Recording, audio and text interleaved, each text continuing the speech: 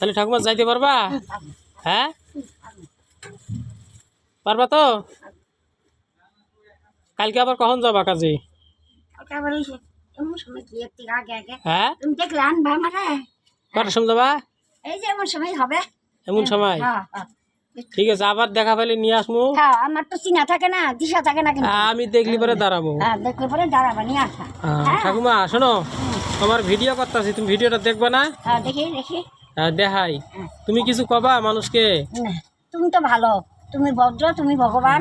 হ্যাঁ না না না, ভগবান না, তুমি ভগবান, তোমার বউ ভগবান, মা ভগবান, তোমরা পরিবার ভালো থাকো, তোমাদের পরিবার নিয়ে ভালো থাকো। হ্যাঁ খুব লক্ষ্মী, দুর্গা দুর্গা দুর্গা দুর্গা, ভালো থেকো। হ্যাঁ মানুষ যে চুরি চামারটি করে কি কবা, এগুলো কি ভালো না খারাপ? খারাপ, এগুলো চুরি চামারি করে তো খারাপ, আর সাধুর ভাব করায় তো ভালো।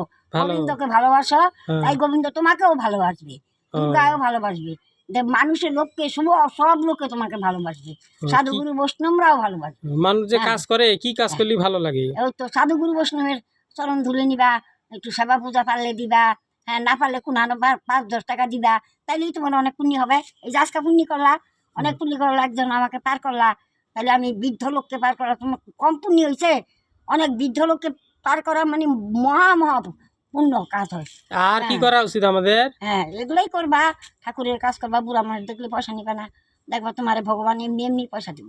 চুলে ধরে গোবিন্দ তুলবো তোমারে, বসাইরা চুলে ধরে তুলবো, গোবিন্দ চুলে ধরে তোমার তুলবো, তোমারে কেউ নামাইতে পারবো না। তুমি একটু ফেরে পড়ছো, তার জন্য কাতর হইও না, বুঝছো? ধনী হয়ে হইও না ইতর, দরিদ্র হয়ে হইও না কাতর, ভগবান তুলবো, তাই না? বুঝছো? আমি আসি, হ্যাঁ, থান করবো, গোবিন্দকে দিব, বুঝছো? আমার কাজ বিশাল। ঠিক আছে।